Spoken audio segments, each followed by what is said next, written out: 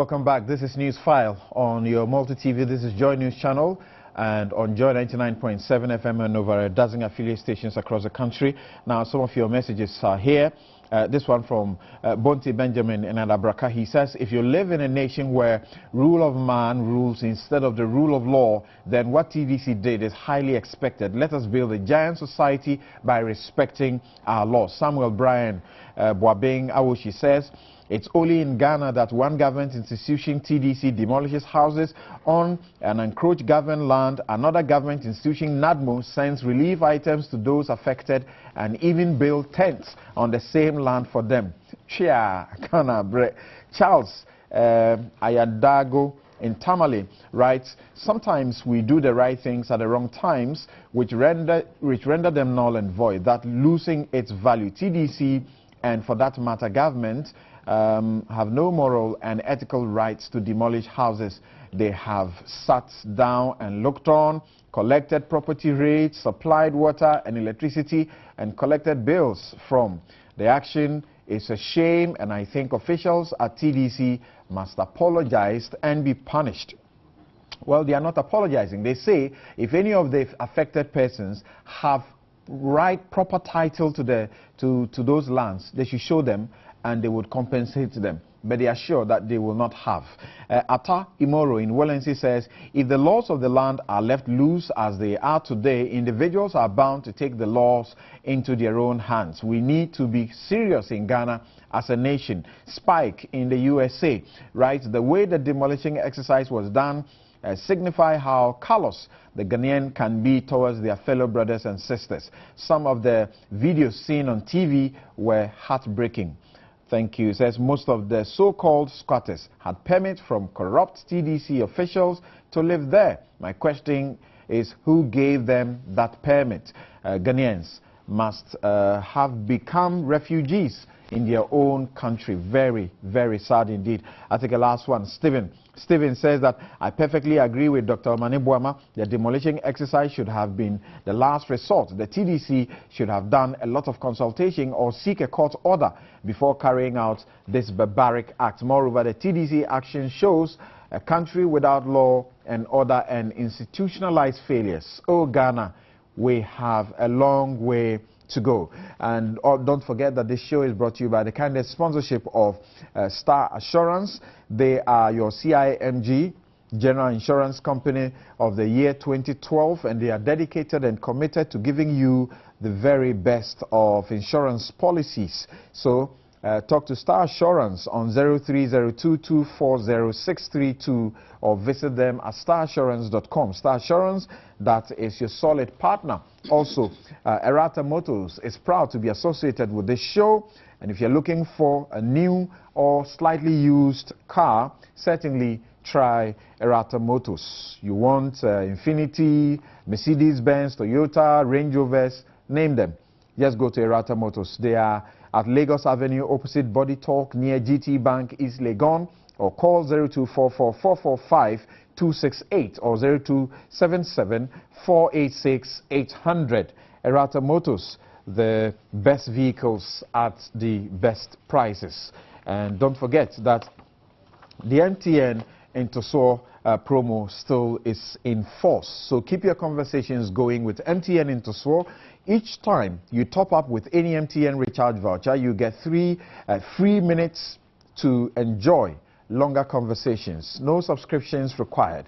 Just top up today and enjoy your free minutes on the go with MTN Intosor. Your bonus minutes can be used for MTN to MTN calls only. So go on, keep the conversation going, and welcome to the new world. MTN, everywhere you go. Now, we will take a brief bites at the Legon issue, and we are getting information from Legon really that they've started charging. Somebody just paid 1 Ghana cedis before being allowed entry into Legon, and we understand there's confusion that's already mounting as some drivers are angry and are protesting already. I want to start with Amalba on this issue. We have heard from Egbert Fable, who appears to be the one championing this particular cause and saying that the Legon authorities, university authorities, should not be allowed to unilaterally decide that because they have taken a loan to develop or refurbish a road, they will take tolls to allow people to use them. What do you say? Yes, I share that same sentiment. You see, these arguments are not to be looked from the point of view of value judgment argument. Nobody is saying that what Legon did by bringing about innovation to go and take a loan and improve upon the roads is bad. That's not what we are saying. And so that's the value judgment argument that people bring to bear on this matter. But our argument is based on what I would term as the legal argument. The starting point of this argument is the Constitution. When you look at Article 174, it says that no taxation shall be imposed otherwise than by or under the authority of the Act of Parliament. So it simply means that it is only Parliament that can impose tax or tax that is approved by Parliament. That is if the toll is a tax. I'm coming. That's the fundamental law. First track, we have a Tolls Act. The Tolls Act, Section 1, says that the minister may by legislative instrument make regulations, A, declaring any road to be a toll road. The question to ask is, has the minister done this? Has the minister declared any road in Legon as a tollable road? And so we are not saying that what Legon is doing is wrong, but we are saying the proper procedure must be followed. I hear arguments that Legon is semi-autonomous or is it autonomous? That is not an argument to make, because Legon is not Lesotho in South Africa. Legon is in Ghana, and Legon is subject to the laws of Ghana. So Legon cannot on its own have separate laws that deal with its community alone, and then the rest of us will have other laws. So my difficulty is, my observation has been that even though Legon has a faculty of law, indeed, the premier faculty of law in this country, right, they fail to make use of that faculty. And most of the time, these are people who have taught us. What I'm espousing came from Legon. So I'm sure if they had made use of that faculty, some of these things wouldn't have come out. Okay. But the matter is in court. I said 2 minutes and yes, I meant the matter is in court. Thank you. I think that we will see where it Thank you very much. Abdul Malik, what do you have to say about this? There's those who are saying, look, are we going to strangle these institutions that are looking for innovative ways of staying afloat in very difficult times and being innovative and making sure that they are taking care of themselves? What is our problem? The principle I'm for, that let them promote internal funds, internally generated funds. That's the principle. But it ought to be done within a legal framework. It's a law-governed society. So, yes, assert yourself, generate a lot of independent initiatives, but do it lawfully. Right now, there's a contest out there as to whether what they are doing is lawful or not. Fortunately, it's gone to the appropriate forum, the court of law. So a determination will be made on it eventually. But before then, I get the impression that there are constituents within the university. It's not an impression, it's a fact. Right. Who are complaining. I've cited, I think, a letter from the students to Parliament, where they are even now talking about discrimination relative to the policy, because the university employees have been exempted, and they, the students, already have paid some 100 cedis or so, but also, and now these days we have a huge population of non-residential students. Right. And the fact that any time they are entering there, those vehicles will be surcharged, it will lead to a situation where the transport owners or operators will increase their fares if they are entering the Legon premises, unless you want them to drop you off the road. So here they are, they think they've been discriminated against. After all, the employees are paid according to them, their monthly salaries as well. So there's even a deficit relative to the consistency or cohesion of the policy, apart from the larger picture of its legality or otherwise, And I've heard them also suggest, oh, but this is not a toll.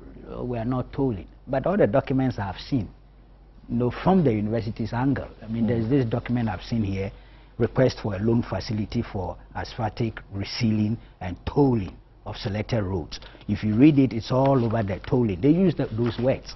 And then, of course, if you go to the evaluation report that they had done, financial evaluation of roads rehabilitation and tolling project, that was their mindset, right. That was their belief.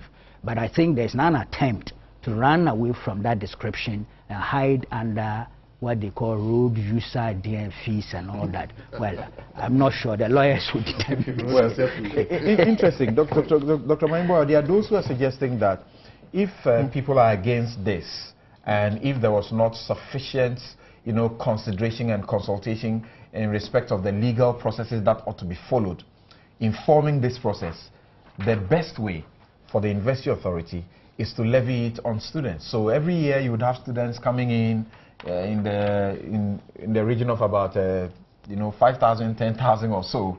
I mean, take about 5 Ghana cedis from them within a certain period. You would have paid off this loan. You don't need to do what you're doing now. What do you say? Samson, how equitable would that also be? That there are people who have no business on the university campus, but just because it's in a strategic location, and if you went through the university, you bypass traffic. So I think that the suggestion that they should just, over the period, bail students will not be an equitable one. I just want to advise those who are in court to take a second look at the money that we pay for using our roads. I don't think they are necessarily taxes. So they should look at the definitions of tax, rates, fees, and charges. Right. It will assist them enormously. The other major thing which I've been thinking of is assuming that this even toll survives the court processes and all that, there's going to be heavy vehicular traffic. Just use the example from Hotel Kufuor all the way Which is that? to oh, Koku, Yeah, you know, from Africa Region from Hotel. Thank you. From Shangri-La.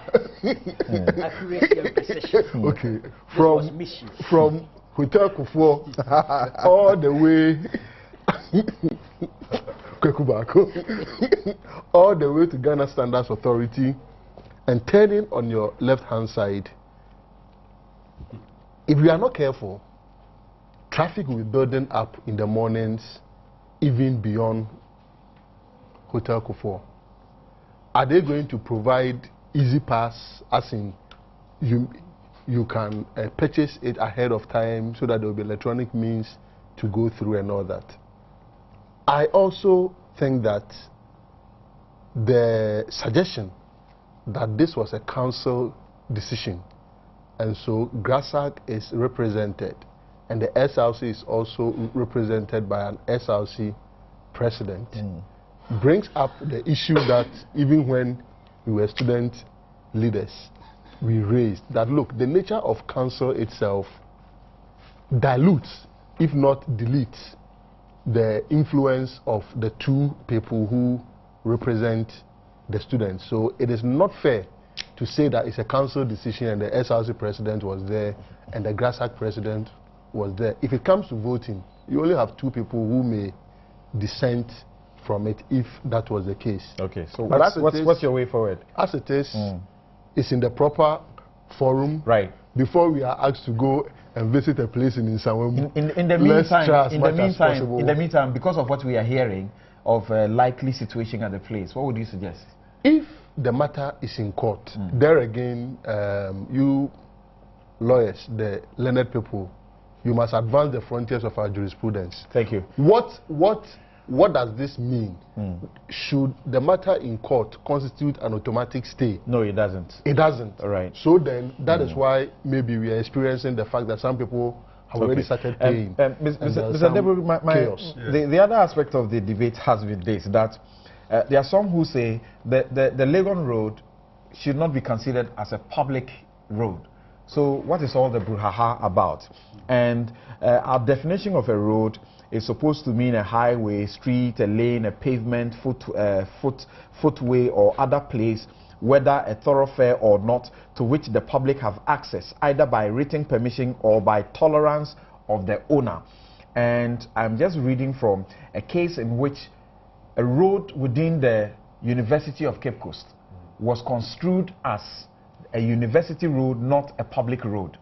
And the court struck down that kind of argument and said, no, it is a public road. It cannot be the university road. Well, yes. So I was feeling a bit uneasy, but since one hasn't seen the writ that has been filed, right, and the reliefs that have been sought, one can just discuss generally this matter on the table. I will answer your question, but related to that question is what Mr. Maliba has already raised. He has raised he has cited the Constitution, and you wondered whether the toll is a tax. I'm afraid it's likely to be, and my belief in that is strengthened by what you have just read, because I've looked at the Tolls Act, which is supposed to support the Road Fund Act, which gives authority for the levying of these tolls. And the Tolls Act only gives the power to the minister to make regulations that will implement that aspect of the Road Fund Act.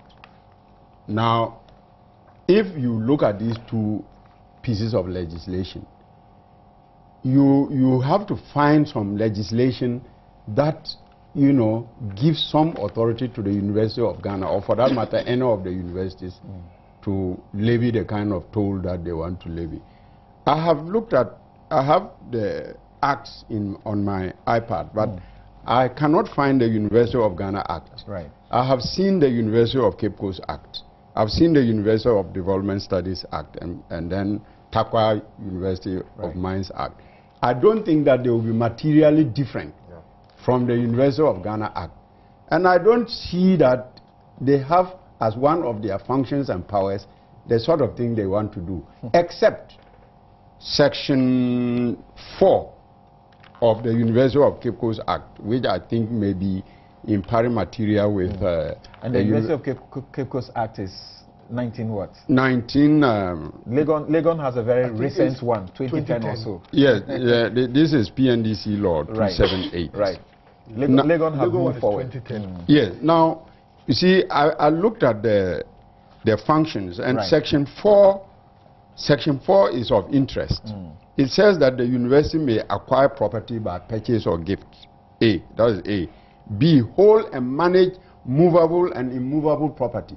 The question is whether a road within the campus is movable or is immovable property. If it is immovable property, they are in a position to hold and manage it.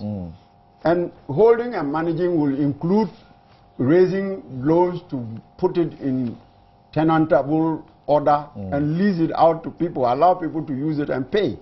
So once it is in court, maybe we should allow the court to pronounce on it. Right. But because of the exigencies of the situation, I would have cautioned that the University of Ghana should rather go and take the case out of the court and do further consultation. This is a situation in which stakeholder consultation is very necessary, unlike the TDC matter I was talking about, so that they will have a harmonious position on the matter.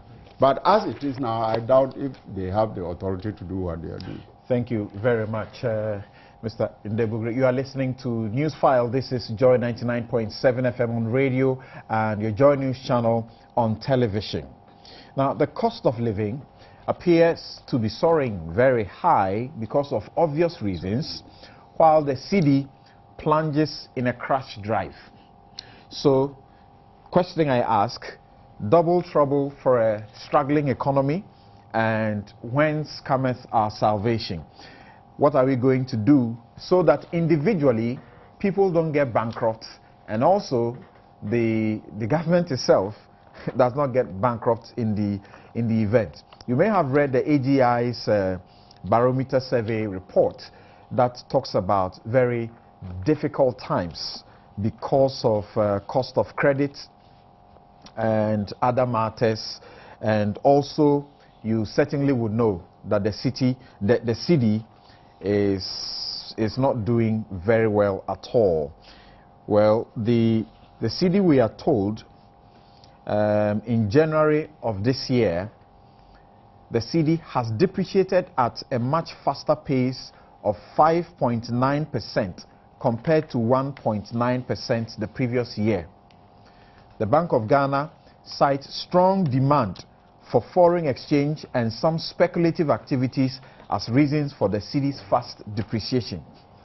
Well, we are told also that some financial analysts actually predicted that the cedi will depreciate against the dollar by 10%, but the central bank played down that particular figure. As we speak, I don't know if they are now revising their notes. I start with you, Dr. Manibwama, on this. There have been raises in taxes.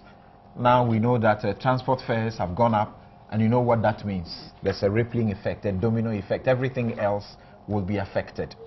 And the cedi too is doing so badly. The Bank of Ghana decided to pump in 20 million? Yeah, $20 million. That's very artificial, and we are told it has not even made any impact. Oh God. You don't expect pumping $20 million to make the impact in a matter of immediate days. What it does also is that it increases the confidence, and then people who are engaging in panic procurement of dollars can have the reassurance that once it is available, they do not need to be going out there and looking for dollars that they do not need immediately. Samson, the fact of the matter is that the economy that we have now, or we have had, let's say, from the year 2010 thereabout, and we are going to have going forward, it's not the same economy that we had it prior to the re-denomination of the cedi, but substantially prior to our being declared as a lower middle income country. We have a much more sophisticated economy now, where speculative activities of people who trade in bonds, people who trade in foreign currency, are increasing and increasing over the period.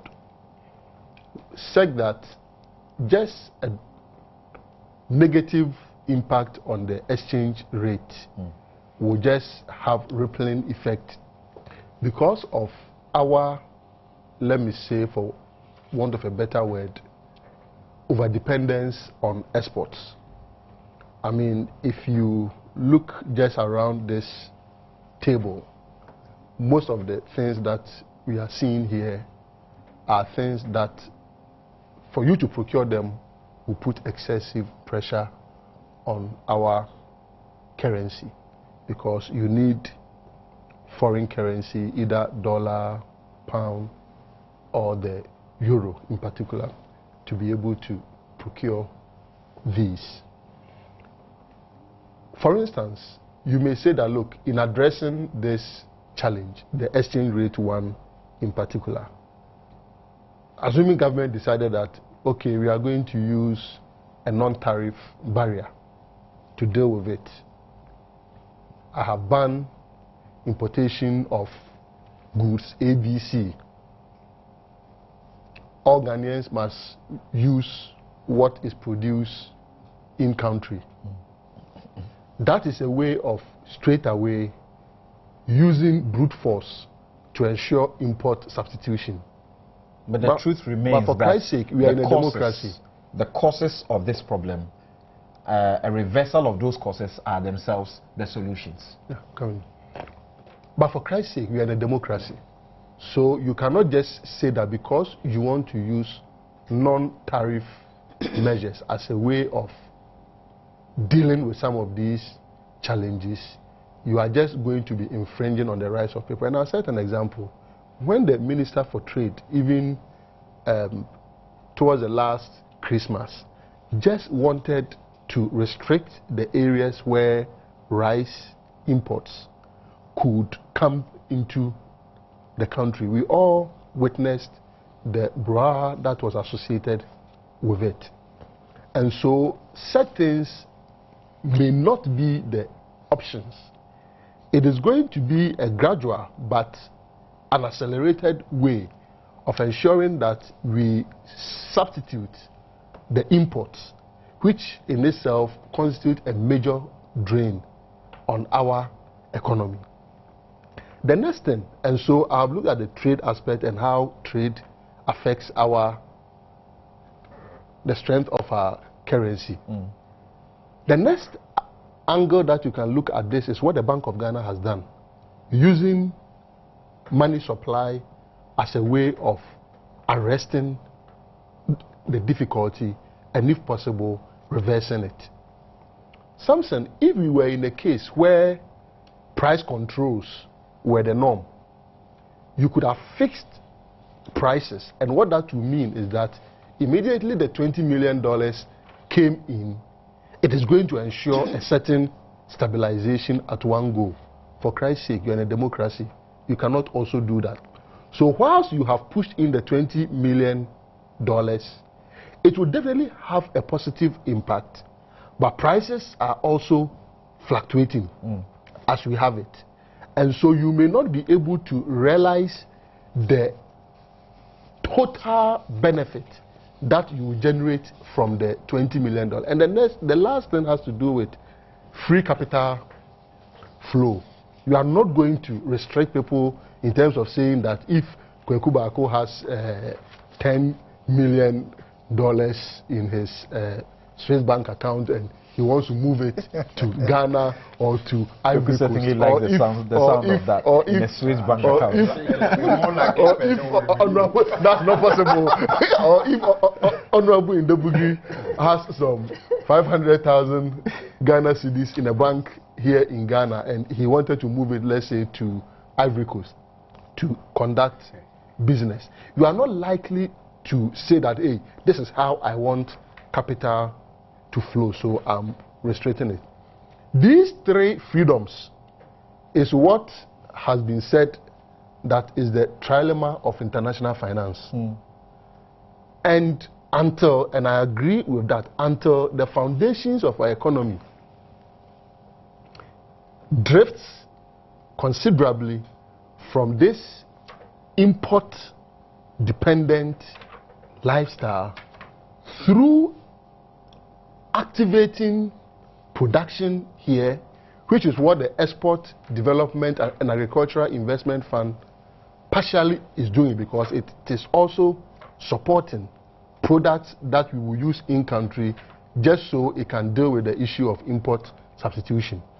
The next thing also has to do with how do we expect our Bank of Ghana, our central bank, to regulate the business of speculation as we have it now? And also, how do we see the multinational companies who are making profits in Ghana in terms of the movement of their dividends out of the country?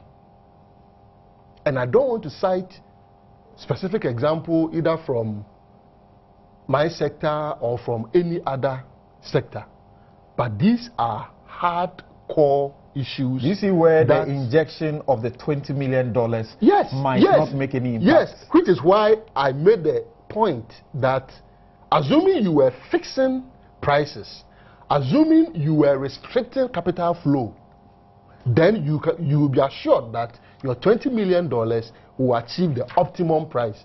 But the trilemma of managing international finance does not allow for some of these things. Right. But There are And also, like you mentioned, there are- some of these foreign banks obviously are using Ghana as a market where they can get some dollars and pump into their parent banks elsewhere to do Speculation. whatever business Yeah. they want. But- I wanted Okay. you to hold on briefly Okay. for me.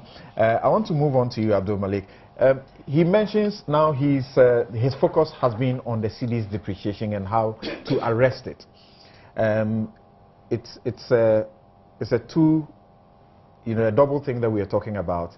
The cost of living now, because of the taxes that the AGI refers to, and for example, the AGI mentions that high utility tariffs and additional taxes announced in the 2014 budget statement eroded business confidence in the fourth quarter. Difficult times may be ahead of all of us, but he speaks about the cedi and how to arrest it. The question I'm thinking about, and I don't know how you intend to address it, appears to me that we will always come back to this debate, and it remains a radio talk debate all the time about the dollarization of the economy. We have rules that say, for example, prohibit the commercial banks from importing dollars. We have so that they will solely depend on supply by the Bank of Ghana. We have rules that prohibit businesses from quoting in dollars and pricing in dollars. I don't remember the last time I heard about anybody being prosecuted for doing that. And we know that it happens.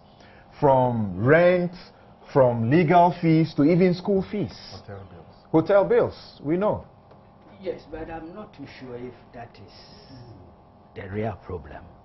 There are problems, but I'm not too sure that is where the problem in terms of its gravity lies. You know, it's true. I think I have to be honest to admit that the structure of the economy, the kind of economy we run in this part of the world, is part of the problem. But also the quality of management of even this structure of the economy is important. See, the physical and monetary indiscipline that is associated with the management of the economy is part of this problem. You think if you had a huge physical deficit, unprecedented, you think it won't have an effect on the exchange rate stability? It would. So yes, the structure of the economy which we inherited from colonial rule, which we haven't done much about in terms of its industrialization, the manufacturing aspect, in terms of production and all those things, our inability, of course, to control the prices of our goods and things, because the trade balance or imbalance is key also as part of all these things. But even within our limitations, within the context of the limitations of and the structural defects, those who have been in charge of managing the economy, what has been their contribution? That's the point. The level of inflation, the level of interest rate, the fiscal deficit, all those things put together affect the exchange rate stability issue we are discussing. And of course, unfortunately, the consequences are that it leads to the cost of living going up, as you are indicating. And it's the people out there who suffer. So I agree that yes, the long term is to restructure the economy, to transform it. We've had people talk about this for years.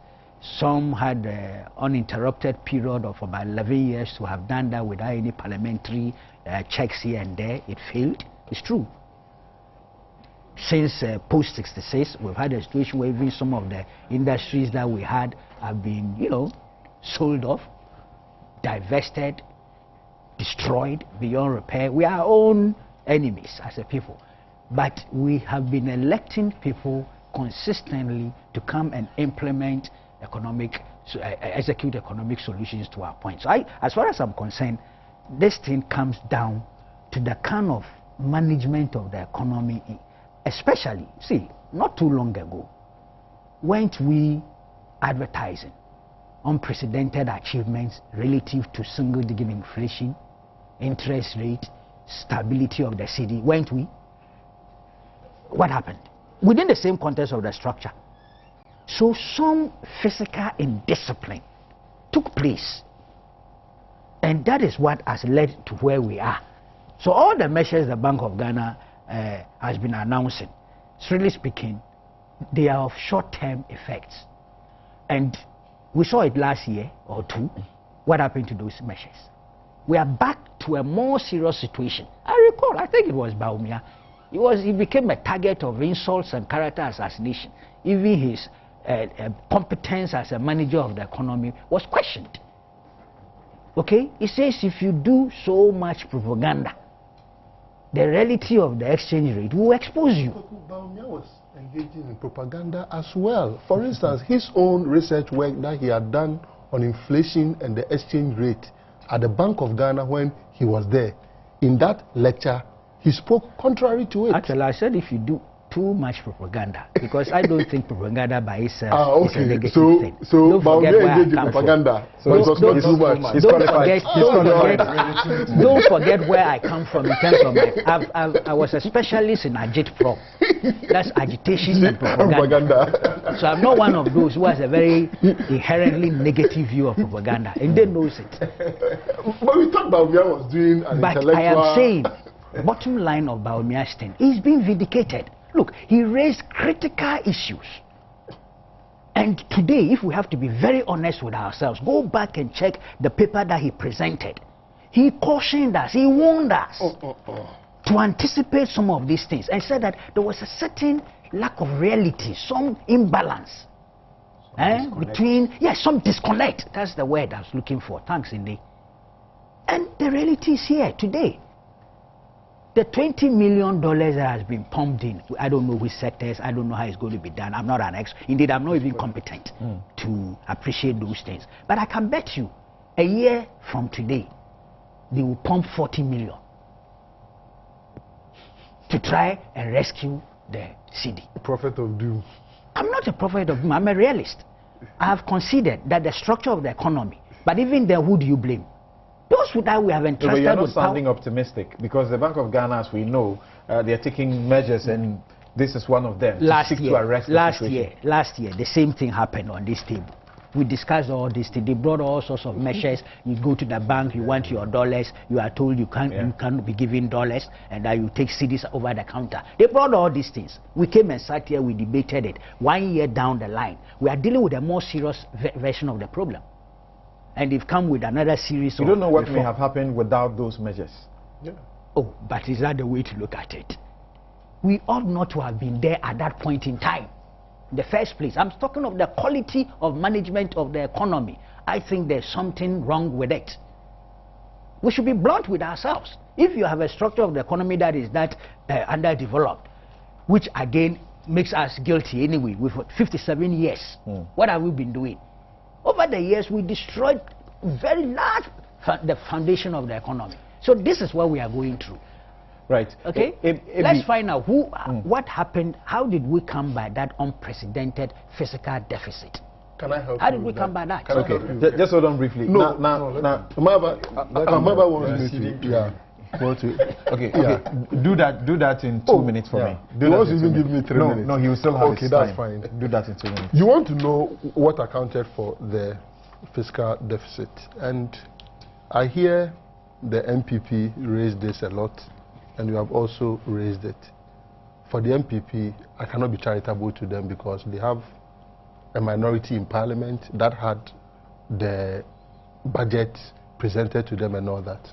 Look, as much as $750 million over that period that is being reviewed has been pushed into I am not here. I'm not referring to you. I'm not here representing the MPP. I believe that Kweku is not representing the MPP. Not exactly. Kweku has made a specific point. He has asked a specific question. Respond to Kweku. You see, the MPP is not here represented. This is very, very unfair to the University of Ghana. It will be unfair. When the registrar of the University of Ghana was not here, Vice Chancellor of University of Ghana not here, but we discussed University of Ghana. No, it is unfair for you to drag. No. What I'm saying is, respond to Kweku. It is the case of if it has not been raised by the MPP, say it. Okay. This mantra, we will dismantle it. As we speak now, over $750 million have been pumped into the water sector. It adds to the expansionary fiscal policy that we embarked upon. And it is... He's talking about what his government has done. Exactly. No, when was this pumping done? It was done between 2011, 2012, and also 2013. Okay. Okay? I gave you 2 minutes. So as we speak now, the Awoshi-Pokwasi Road, that construction is also ongoing. As we speak now, if you went to the Bema Camp area, Gifak Road, construction ongoing. So the question is, as a country with a huge infrastructural gap, should we embark on an expansionary fiscal policy, or we should accept that, look, it is good to drive in the potholes. It is good to allow the roads to be in the state that it is, such that even when our poor farmers have produced the goods, we will not be able to move them to the market centers, manifesting as post-harvest losses and all that. Just because, you can do these things and still keep and still no. Is this a rationalization of the unprecedented fiscal deficit? Well, what he sought to say he was going to do, he hasn't done. I'm saying that the fiscal deficit is not as a result of irresponsible expenditure. Tell me, why are you seeking to reduce it? Wait, why are you seeking to reduce it? You see. No, I didn't talk. Why are you seeking to reduce it? When you go about it this way, you oversimplify the very complex issues that we are dealing with here. I'm surprised. Very, very deep interlinkages. You were attacking a fiscal deficit that was below yours. Not too long ago. You see, they would also tell you that it was for very roads. good. It was this, so for this, over for here, that. So over here, Abraham you want says, us to go deeper, Abraham says deeper he wants into his the time. past. He says he wants his time. You have done 4 minutes of that. Allow him to continue from there. So I'm saying that the water projects, the road projects, and all that have contributed to this expansionary fiscal policy that we dealt with. All right. I'm not naive. Wait. Let me just let him do a second. It is only fair. It's only fair. Let him do just a second. I am not. No, just hold on. I've stopped his time. You have done 4 minutes of his time already. Not naive at all. I believe that when you develop, you do expenditure. Development comes with some expenditure. But we also agree that there are elements of fiscal and monetary indiscipline in economic management. Why is government seeking to reduce the deficit if it was not that negative? That huge, unprecedented fiscal deficit has had an adverse effect on our economic health. That there's an admission, it's an inbuilt admission that if you raise deficit to a certain level, it becomes counterproductive. Okay. And I'm saying what led to that particular deficit. Thank you. Sorry. It doesn't mean that they were spent on frivolous things. Okay. So it means you didn't calculate. The roads. Okay. Thank you, Dr. Manibwama. That you didn't calculate. Dr. Manibwama. Dr. Manibwama. Thank you. But you should have been realistic. In managing expectations. Gentlemen,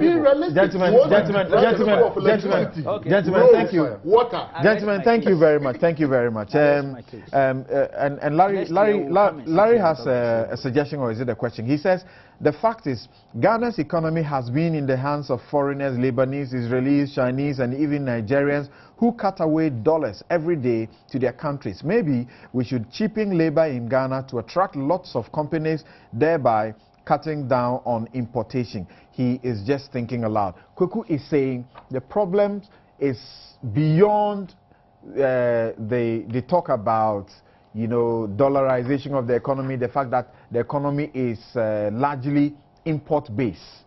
But it is also about leadership, fiscal indiscipline. He's asking for leadership. And I'm asking, you and I raised the issues about the fact that we have laws that says you don't quote in dollars. People are quoting in dollars in broad daylight. Nothing is happening to them. you don't think that leadership, something is not going on right? I agree that we need to crack the whip where it is right to do so. But I also think that it goes beyond just that. Your last texter made the point about importation. You see, the city is suffering, for me, basically because of the high rate of development that we are experiencing now. This high rate of development can be seen in private and public mansions, you know, coming up everywhere. And the fact that we have to import all these materials so as to be able to put up these buildings. Omani made a point that there have been some developments. As a result of that, some of these deficits can be attributed to that. You know of the Takoradi Harbour expansion. This is what we are talking about. That was very recent. But is the falling not also recent? What is it? Oh, no. So the kind of development that we are experiencing is the result of what we are seeing now. Again, you say what we are seeing now as in high rate of development. Yes, because this is unprecedented development, right? Yes. Okay. Look at the mansions. Go to around Kufuor's house. Okay.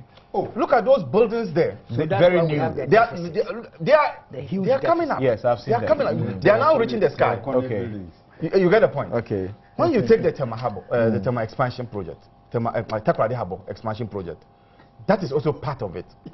So you would understand that these developments go a long way to affect the city. You know, our appetite also for exported goods, foreign goods. It's also I may not have a deep understanding of the economy, but I don't get the correlation. We talk import. about high rate of development being the cause of the free fall of the city. Because we import all our materials. Take the construction sector. The construction sector. We import all our materials. Right. Even cement. Yes, there's now Chinese Chinese cement coming in. So that's what we are talking about. cement. And I'm saying that our appetite for foreign goods, there are some of the goods we don't need to import. And you can say scientifically that it's a high rate of development. Oh, there is. We are injecting money into sectors that would turn around this economy. And I've told you the Takoradi expansion project is there for everybody to see. Here I cited others. I don't want to be repetitive. Is it lack of planning? That is what? Because you should have a handle over all of these aspects of the economy. Is that not what you're supposed to do? That's the quality of management I was talking about. It's not about the quality of management. What you are doing. These things naturally will result into pressure on the city. And I'm talking about. You didn't anticipate. I'm talking about how the fall of city has arisen. But there is a long-term effect that you will be benefiting, you Koku and I will be benefiting. And I'm saying that because we import everything, including toothpick, which some of the things we import are unnecessary. We can even tie. You know that catapult. The catapult.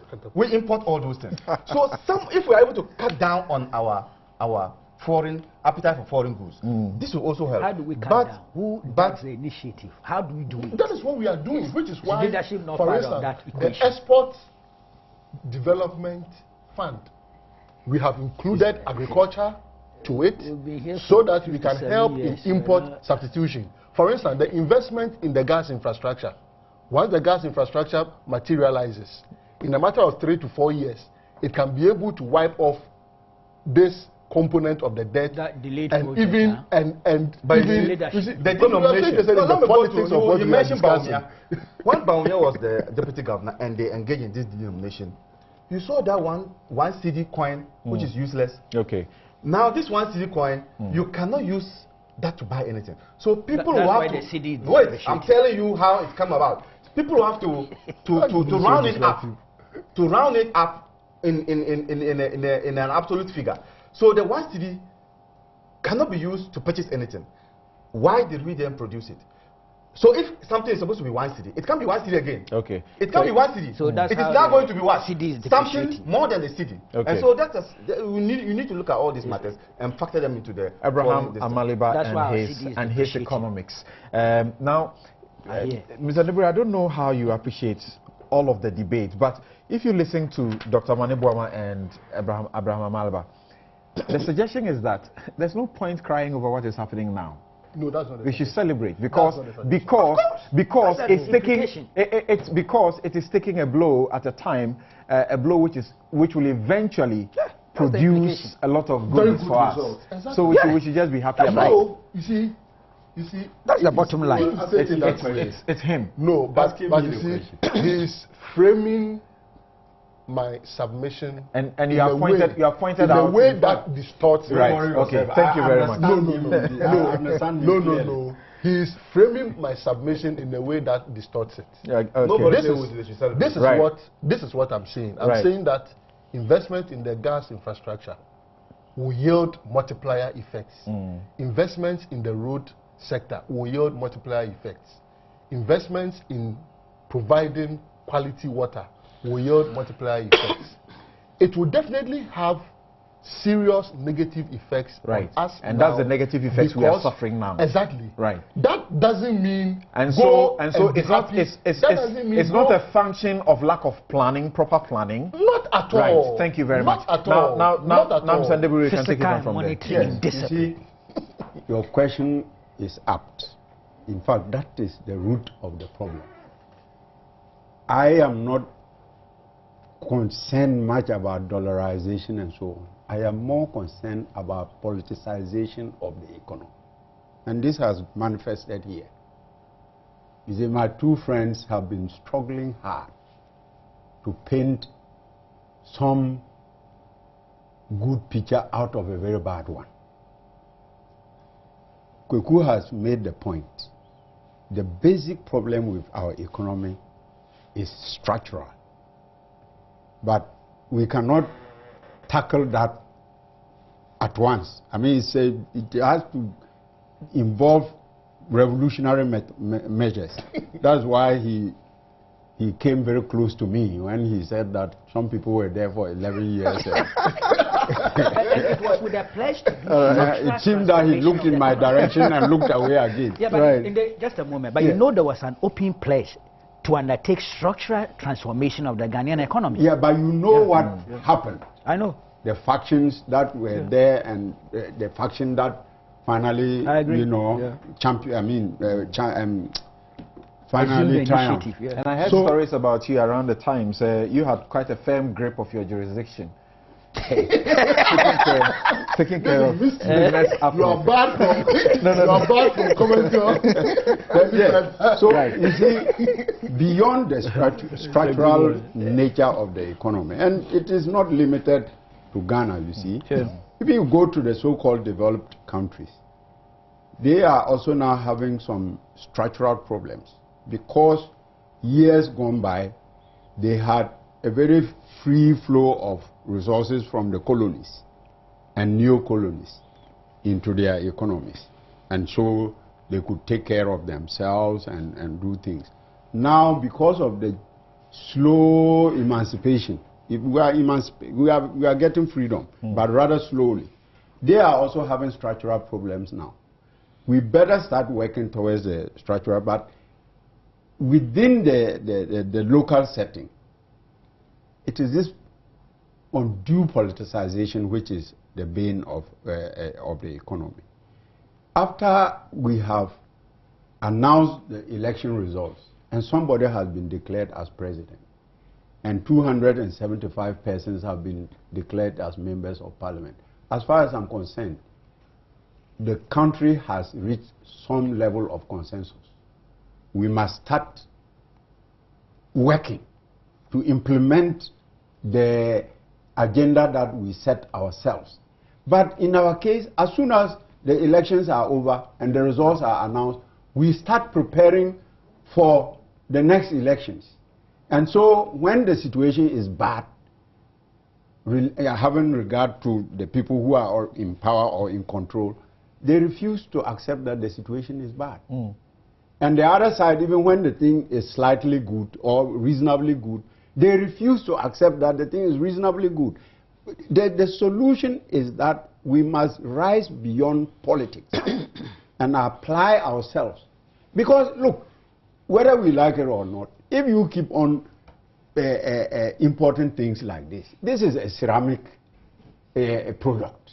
So you are coming back to my point. This is a ceramic product which we were producing at Saltpond. Exactly. There is a factory which is rotting away there. And we are importing. This is biscuit from China. It's made from maize. Yeah, but the policy of liberalization. It is made from maize, and we can produce maize Who here. brought it? We can produce maize here. We have that. We have them here, and they get rotting. And we are not. We are going to China to bring these things. So definitely we will need foreign exchange to do that. And blaming dollarization for that is, as far as I'm concerned, or pumping some $20 million in 1 week, as far as I'm concerned, is panic reaction. Okay, panic reaction or knee jerk that may produce, that may not produce the immediate results, like Omani says. Not likely at all. Immediate results. That's my word. Immediate, not immediate results. Now, to the effect that some analysts had predicted some of these developments, and those who are at the helm of affairs, you know, sought to downplay them. Should somebody be answering questions? Should some non planning heads be rolling? I don't understand you. The problem is the politicization. I've told you that every time. Take it away from the politicians and take it to the technocrats. The technocrats are not in control. The technocrats are not the ones who overspend. You see, when you are saying that the harbour expansion, you are talking about the Pokwasi Road and so on. Don't we have a budget? This thing that you are holding, this glossy thing here, is it for decoration or what? You have programmed yourself that within, you know, the NDC, for example, they are in power now. They presented a manifesto to us. As far as I'm concerned, the manifesto I don't call it a manifesto, I call it a platform. Because the manifesto actually should be the one that was filed the time the party was formed. But every election cycle we have a platform. But we all decide that it is called manifesto. That manifesto is a 4-year program. And within the 4-year program, you are having projects. You are having projects and programs. Programs and projects in a yearly cycle. And that is a budget. So if you have programmed, you program to make sure that you don't dislocate your economy by spending overly more than you budgeted. That is what the problem is. But I actually meant the one peso coin, not the 1 cedi. 1 peso coin. Right. Thank you. Can I ask you a question? He says that you program, said that you do not overspend your budget. Yes. You are very, very experienced from the PNDC days, all that. Do you recall a single year that Ghana has not overspent its budget? We did not overspend our budget. That is the reason why we should be overspending at No. I'm saying that this is what, and it is interesting. But this time we are not talking only of over-expenditure, we are talking of unprecedented over-expenditure. That when I read, unprecedented. I started my discussion. This is the scale. I raised the issue of the first time structure of the economy. Occurred, it was unprecedented. I raised the issue of the lower middle income status of the economy. It happened. It was unprecedented. And raised the issue of our dependence or over-dependence on imports. Honorable Indebugri did not hear all these. Okay. But you see, for instance, in fixing this exchange rate issue, one of the easiest things to do could have been to look for what maybe can give you $900 million. You pick it, sell it, state asset, you sell it, and you use it. All right, let's not go there. Thank you. That is not the way to go. All right, which is why we are putting in the Ghana Infrastructure Fund. Gentlemen. Will it be fair to say that the Ghana Infrastructure Fund, when you open to deal those sort of boxes with some of these challenges. Okay. I think all right. if we are going to look at interrogate the we need issue to of take a break here. process of divestiture, Right. and how Right, they right. have We need to take a impacted. break here. Process of I'm sorry. Yeah, I'm sorry. that's I'm sorry, what we are but- looking at. I'm sorry, but we need to Process take a of break here. divestiture. And I'm told that we have had sufficient amalnomics. We'll take a break on this point. We'll be right back. Amaliba.